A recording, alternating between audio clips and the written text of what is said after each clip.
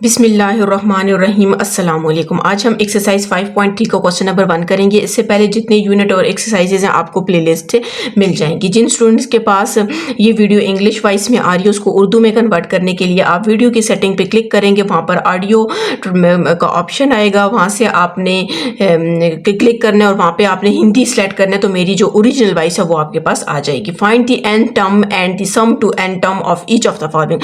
आपको कह रहे हैं आपने इसकी nth टर्म फाइंड करनी है और फिर nth टर्म तक इसको सम करना है। ठीक है, ये इनफाइनाइट नहीं है, ये फाइनाइट सीरीज है। ठीक है, क्योंकि nth टर्म वैसे यहाँ पर देखा जाए तो ये इनफाइनाइट है, लेकिन क्वेश्चन में n टर्म तक कह रहे हैं, फिर इसका मतलब हमें इसे फाइनाइट तक फाइंड करना पड़ेगा। अब अगर आप देखें 4, 13, 28, 49, 76, अगर आप ये देखें, हम चलें इसको माइनस कर लेते हैं। ठीक है, 13 माइनस 4 करेंगे तो हमारे पास 9 आ जाता है। ठीक है, 28 माइनस 13 करें तो ये हमारे पास 15 आ जाता है, और 49 माइनस 28 करें तो हमारे पास 21 आ जाता है। आपने देखा कि हर एक का डिफरेंस जब मैंने फाइंड किया वो चेंज आ रहा है, इसका मतलब है ये अर्थमेटिक नहीं है। ठीक है, ज्योमेट्रिक तो देखने में ही पता चल जाता है, ये ज्योमेट्रिक भी नहीं है, हार्मोनिक भी नहीं है, क्योंकि हार्मोनिक के लिए अर्थमेटिक हो जब होती है तो तब भी आपके पास हार्मोनिक भी हो सकती है। मतलब ये तीनों सीरीज में से कोई भी सीरीज नहीं है। अब आपके पास ऐसे क्वेश्चन भी तो आ सकते हैं कि जिनका मतलब जो आपके पास सीरीज गिवन हो वो ना तो अर्थमेटिक हो ना ही आपके पास ज्योमेट्रिक हो। यहाँ पर आप लिख सकते हैं द गिवन सीरीज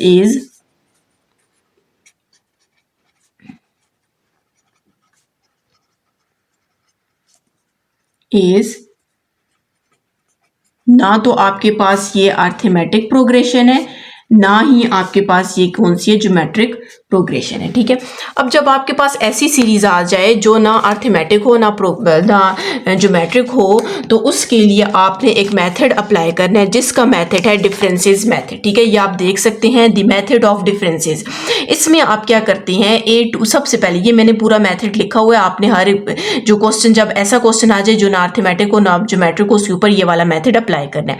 सबसे पहले हम क्या करेंगे, A2 माइनस A1 करेंगे, उसमें से कोई एक आंसर आ जाएगा। फिर A3 माइनस A2 करेंगे, मतलब ये कि आपने A2 से स्टार्ट करना है, A1 आ जाएगा। फिर उसके बाद A3 उससे पिछले नंबर से माइनस करना है, A4 उससे पिछले नंबर से माइनस करना है, अप टू AN उससे पिछला नंबर n-1 होगा। ठीक है, n से पिछला नंबर n-1 होता है, n से अगला नंबर n+1 होता है, तो इसको माइनस करेंगे। इक्वल टू ये ABC मैंने तब लिखा, इनकी कोई वैल्यूज आएंगी। ठीक है, n-1 टर्म तक ये आपके पास आ जाएगा ऑफ द सीक्वेंस ये वाली ABC जो आपके पास सीक्वेंस एक बन जाएगी। ठीक है, वो हम फिर चेक करेंगे वो अर्थमेटिक सीक्वेंस बनेगी या फिर ज्योमेट्रिक बनेगी। फिर हमने क्या करना है, इन सारी इक्वेशंस को यहाँ से लेकर यहाँ तक जितनी भी इक्वेशंस हैं इनको ऐड कर देना है। ऐड करने के बाद आगे आपके पास सिंपल मेथड है, पहले हम n टर्म फाइंड करेंगे, n टर्म फाइंड हो जाएगा तो फिर आपको पता है ज्योमेट्रिक उसका सम भी इजीली फाइंड हो जाता है। अच्छा, अब सबसे पहले हमने जो लिखा है क्या करेंगे, A2 माइनस A1 हम यहाँ पर लिख देते हैं A2 माइनस A1। अब आप देखें A2 हमारे पास कितना है 13 माइनस A1 हमारे पास कितना है 4 है, तो ये कितना आ जाएगा 9 आ जाएगा। अब मैंने देखें A2 माइनस A1 के अब A3 माइनस A2 करना है, मतलब कि जो अगला नंबर होगा उससे पिछले नंबर को माइनस करना है। ठीक है, A3 हमारे पास कितना है 28 माइनस A2 हमारे पास कितना है 13 है। फिर इसी तरह A4 माइनस A3 करना है। ठीक है, A4 हमारे पास कितना है 49 माइनस 28 आ जाएगा। ठीक है, 28 माइनस 13 करेंगे तो 15 आ जाएगा, 49 माइनस 28 करेंगे तो 21 आ जाएगा, अप टू। ठीक है, नीचे तक लेकर जाएंगे इसको, अप टू सारे नहीं फाइंड करते। ठीक है, हमने जाहिर और आगे फाइंड नहीं करते, हम क्या करते हैं इसको अब यहाँ पर आपने AN वाला टर्म कैसे बनाना है, वैसे तो यहाँ पर मैंने लिख भी दिया, लेकिन आपने याद रखना है AN। ठीक है, अब इससे पिछला नंबर कौन सा होगा, AN-1 होगा। हम n टर्म लिख रहे हैं क्योंकि nth टर्म तक बोला हुआ, इस वजह से मैं nth टर्म तक लिख रही हूँ, इक्वल्स टू। अब यहां पर आपने लिखना है n-1 टर्म तक है। ठीक है, टर्म ऑफ दी सीक्वेंस कौन सी आई है, 9, 15, 21 अप टू सो ऑन। ठीक है, हमारे पास ये एक सीरीज सीक्वेंस आ गई है। ठीक है, अब आपने चेक करना है कि ये जो आपके पास आई है ये अब कौन सी बन रही है। देखिए 15 माइनस 9 करेंगे तो हमारे पास कितना आ जाएगा, 6 आ जाएगा। 21 माइनस 15 करेंगे तो हमारे पास 6 आ जाएगा। इसका मतलब है जो हमने डिफरेंसेस मेथड अप्लाई किया उस मेथड के बाद आपके पास जो सीरीज बनी है, सीक्वेंस बनी है, वो कौन सी है, अर्थमेटिक है। ठीक है, अब मैंने आपके पास यहाँ पर क्या लिखा था, adding all the above equation. आप लिखेंगे adding all the above equation. हमने ऊपर वाली जितनी भी इक्वेशन है उनको ऐड कर देंगे। कैसे ऐड करेंगे,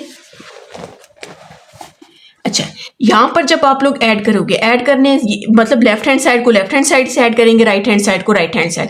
लेकिन जब आप लेफ्ट हैंड साइड को लेफ्ट हैंड साइड से ऐड करेंगे आप देखेंगे A2 और A-A2 ये आपस में कैंसिल हो जाएगा। ठीक है, A3 से कैंसिल हो जाएगा, A4 से कैंसिल हो जाएगा।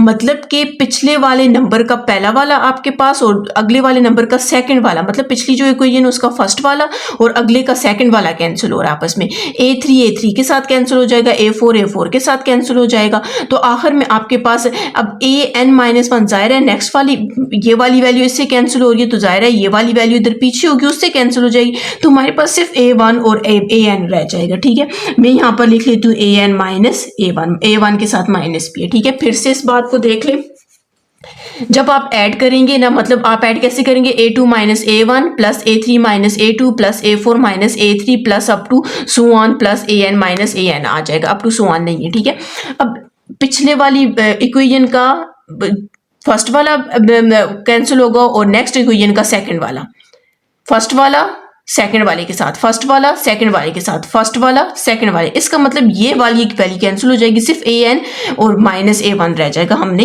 लिख लिया। ठीक है, अब यहाँ पर आपके पास हमने सम किया 9 plus 15 plus 21 plus up to n-1। ठीक है, हमने फॉर्मूले में लिखा था ये n-1 टर्म तक जाता है। ठीक है, आगे टर्म लिख लें। अब ये आपके पास कौन सी सीरीज बन गई है, अर्थमेटिक सीरीज आपके पास आ गया। आप लिख सकते हैं विच इज अर्थमेटिक सीरीज है। अब क्वेश्चन में कहा गया था कि आपने nth जो टर्म है वो फाइंड करनी है। nth टर्म पहले फाइंड करेंगे उसके बाद सम फाइंड करेंगे। ठीक है, वो जो पूरी सीरीज आ जाएगी उसका सम बाद में फाइंड करेंगे, मतलब इसका सम फाइंड पहले इस वाली जो आपके पास क्वेश्चन गिवन है, ये देख सकते हैं आपके पास ये जो क्वेश्चन गिवन है इस क्वेश्चन का हम nth टर्म फाइंड करते हैं।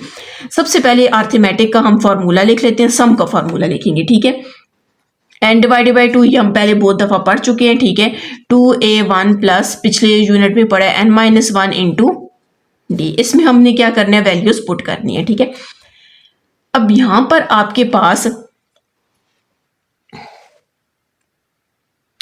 यहाँ पर हम वैल्यूज पुट करेंगे, लेकिन आप देखें इस पूरे का सम जो जिसको हम Sn कह रहे हैं ये किसकी इक्वल है, An माइनस 1 की इक्वल है। तो यहाँ पर हम Sn की जगह An माइनस A1 पुट कर देते हैं। n आपके पास वैसे ही रहेगा। ठीक है, क्योंकि नहीं सॉरी n आपके पास लास्ट टर्म कौन सी है, n-1 है। यहाँ पर n-1 पुट कर देते हैं डिवाइडेड बाई 2 A1 हमारे पास कितना है, 9 है, प्लस n की जगह हम n-1 पुट करेंगे, ये वाला -1 अपनी जगह पे ही रहेगा और डिफरेंस हमने फाइंड किया था तो वो क्या आया था, 6 आ गया था। अब ये याद रखना है कि माइनस, ये देखिए इधर भी A1 आ रहा है इधर भी A1, ये वाला A1 आपने इस सीरीज से लिया और ये वाला जो A1 है ये हमारे पास इस सीरीज का A1, तो A1 हमारे पास क्या है, 4 है। ठीक है, यहाँ पर हम इस A1 की जगह क्या पुट कर देते हैं, 4 पुट कर देते हैं। n-1 divided by 2 9 times 18 plus ये आपके पास कितना आ जाएगा, -2 आ जाएगा, n-2 इंटू 6। ठीक है, बस इसको हमने अब सिंप्लीफाई करना है, equals to n-1 divided by 2 18 plus 6n-6 2 times 18 से कैंसिल हो जाएगा। ठीक है, 6 2 टाइम्स 12 है, सॉरी 12 कैंसिल नहीं होगा। an-4 is equal to n-1 divided by 2, तो यहाँ पर आपके पास 6n प्लस 4 आ जाएगा, सॉरी 6 आ जाएगा। ठीक है, इसमें से हम 3 को 6 को ही कॉमन ले लेते हैं, दोनों में 6 है, हम 6 को कॉमन ले लेते हैं, ठीक है। an-4 is equals to n-1 divided by 2, 6 common आ जाएगा तो अंदर आपके पास n+1 रह जाएगा, ठीक है। तो यहाँ से कटिंग कर लें, 2 1 is 2, 2 3 टाइम्स 6, 3 को मैं इसके साथ मल्टीप्लाई कर देती हूँ या फिर इसके साथ मल्टीप्लाई कर दें, ठीक है जी। अब हम क्या करते हैं, इसको मल्टीप्लाई कर देते हैं, ठीक है। an-4 3n-3 और यहाँ पर हमारे पास आ जाएगा n+1, इसको भी मल्टीप्लाई कर दे, 3n को n से मल्टीप्लाई करेंगे 3n स्क्वायर आ जाएगा, 3n को 1 से मल्टीप्लाई करेंगे तो 3n आ जाएगा, -3 को n के साथ मल्टीप्लाई करेंगे 3n, minus plus minus 3 1 is 3, तो यहाँ हमारे पास क्या आ जाएगा 3n स्क्वायर, ये यहाँ पर आपके पास 3n और 3n आपस में कैंसिल हो जाएंगे,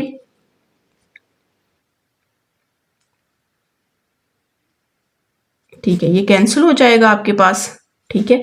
तो यहाँ पर सिर्फ -3 रह जाएगा। अब 4 को भी हम दूसरी साइड ले जाते हैं तो आपके पास -4 है तो इस साइड पे आके क्या हो जाएगा +4, तो an हमारे पास कितना आ जाएगा 3n स्क्वायर +1 आ जाएगा। अब ये आपके पास जो nth टर्म फाइंड हुई है, जो क्वेश्चन आपके पास गिवन था, ये उसकी nth टर्म फाइंड हुई है, ठीक है।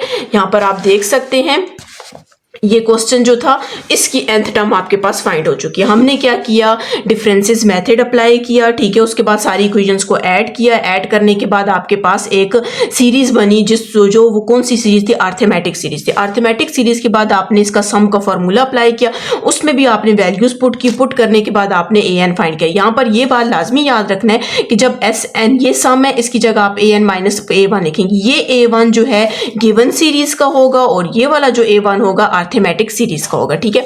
अब हमारे पास an is equal to 3n square +1 आ गया, ये हमारे पास क्या आया है, गिवन सीरीज का nth टर्म आया। अगर आप लोग चेक करना चाहते हो कि क्या वाकई ये इसकी गिवन सीरीज का nth टर्म आया, तो हम इसमें पहले सबसे n की जगह 1 पुट करेंगे तो आपके पास 4 आ जाएगा, आप इसमें 2 पुट करेंगे तो आपके पास 13 आ जाएगा, आप इसमें 3 पुट करेंगे तो आपके पास 28 आ जाएगा।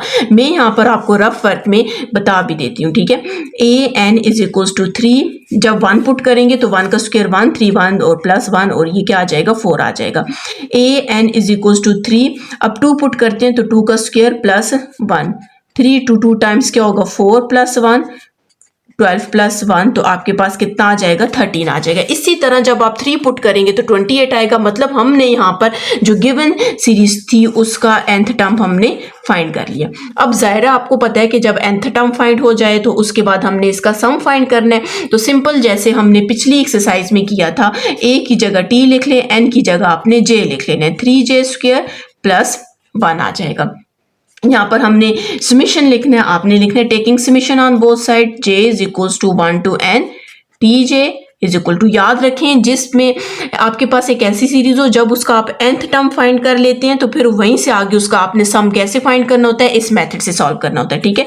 Summation j is equals to 1 to n 3j² +1। अब हमने क्या करना है, समेशन को दोनों के साथ लिखना है, summation j is equals to 1 to n 3j² plus summation j is equals to 1 to n 1 आ जाएगा, ठीक है। अब कांस्टेंट को पहले बाहर ले लेते हैं, ठीक है। Summation j is equals to 1 to n j² plus, और आपको पता है 1 का हमारे पास क्या आ जाएगा n आ जाएगा।